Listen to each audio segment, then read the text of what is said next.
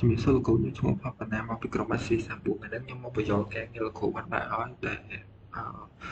ការងារនោះមានឈ្មោះថា Management Follow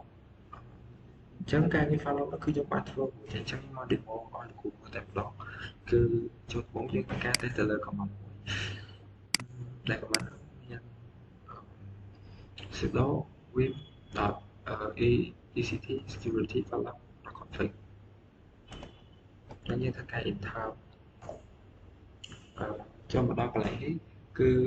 ដែលនេះស្វាពីនេះគឺយើងអាចបញ្ចូលអាច password បាន2ដងហើយចូលមកដល់កន្លែង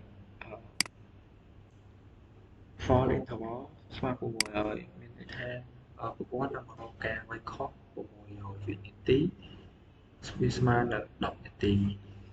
ជាបន្ទាប់យើងចូលមកដល់ unlock time ស្មើ600វាធ្វើការ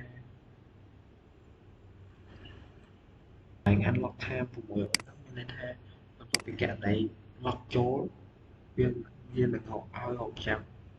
វិនាទីស្មើនឹង10នាទីមុននឹងកណន័យហ្នឹង unlock ហើយយើងធ្វើការចេញទៅខាងក្រៅវិញចុច2លេខចុច W កុយបន្ទាប់យើងធ្វើការតេស្តទៅលើ command ទៀត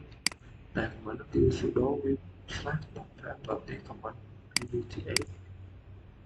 យើងថតមកគឺម្ដងកន្លែងនេះគឺយើងខ្ញុំបានដាក់ command ចំនួនដែរ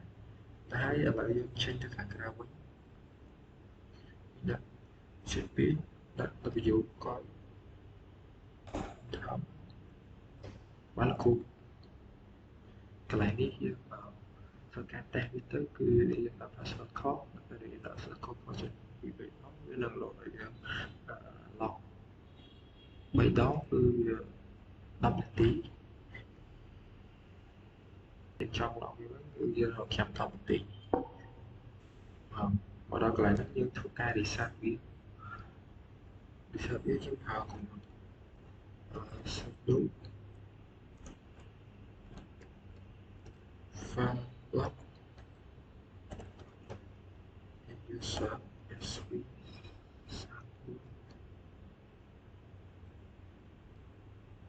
ដល់ reset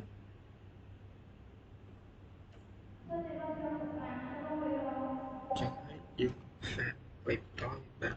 assume sv 34ថាយើងដាក់ password ទៅ